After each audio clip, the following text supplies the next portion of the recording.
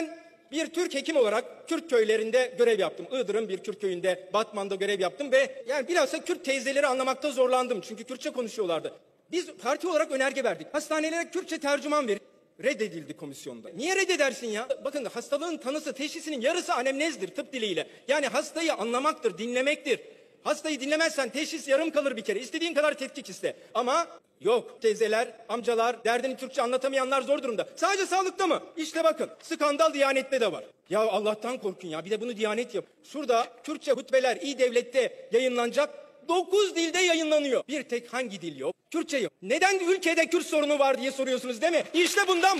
Kürt sorunu bundan dolayı var. 9 dilde yayınlıyorsun. Ya Muş'ta, Hakkari'de kaç tane İspanyol var ya? İspanyolca varmış, Rusça varmış. Ya bir Kürtçe yok ya, Allah'tan korkun ya. Olacak iş mi? Ben özellikle şunu soruyorum. Bakın, ben bir Türk hekim vekil olarak bundan çok rahatsız.